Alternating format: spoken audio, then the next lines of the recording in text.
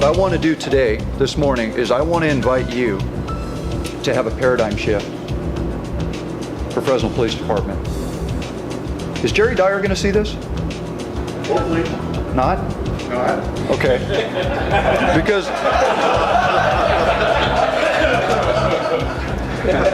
Because the law enforcement side of me is really uncomfortable with a microphone and camera. Let me tell you, and I apologize, Chief. You've already fired me once, okay? We cannot arrest ourselves out of this situation in Fresno. I've done it. I spent my whole adult life arresting bad people. And there is no agency better than arresting people than Fresno PD. For any shortcomings that they may have, they can arrest people. They're not holding them anymore, folks. It doesn't work. Proposition 47, or was it 47? Mm-hmm. Not to get political, but I think it makes a good argument. We've taken a number of felonies and reduced them to misdemeanors. Possession of narcotics, possession of meth, possession of crack cocaine, possession of stolen property. Whether you think that needs to be reduced to a misdemeanor or not, what it's saying is we're dumbing down the laws. We're not holding people accountable because, in my opinion, we can't. Where are we going to put these people? We can't arrest ourselves out of this problem. It's a heart issue.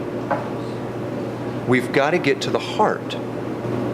We need to pour our resources where they can be best accomplish the goals that we have. And that's starting young. Starting very young. It takes less money to keep a child on the straight and narrow than it does to pull a grown man back. So what I want to do is I want to invite you to consider a paradigm shift in law enforcement in Fresno PD. I've spoken with Jerry. He's on board with this idea. Romans 13 clearly tells us that law enforcement is there for our good, but if you do wrong, you're going to be punished. That's how these people are wired. They want to chase bad people. They want to capture bad people. Fresno PD has 2,700 events generated each day. 2,700 events each day.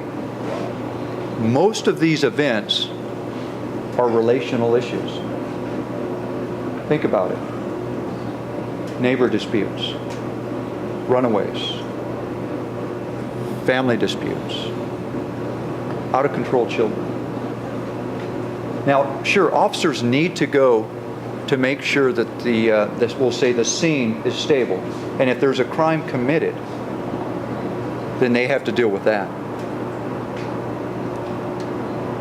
But it's the church's responsibility to come in and administer. The Fresno Police Department, in my opinion, is the biggest hub of ministry in town.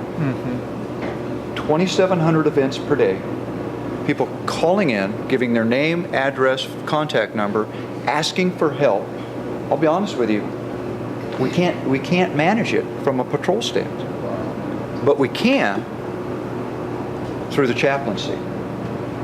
That's querying calls that are relational in nature and distributing those out to the partner churches for follow-up. We have to begin to remove law enforcement from the relational calls. They don't, to be honest with you, they don't want to be there. They don't have the time to be there.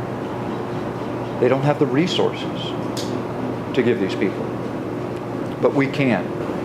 You bring a chaplain in, you bring a person in from the church to sit down and begin to build a relationship because we have time and resources. What's going to happen?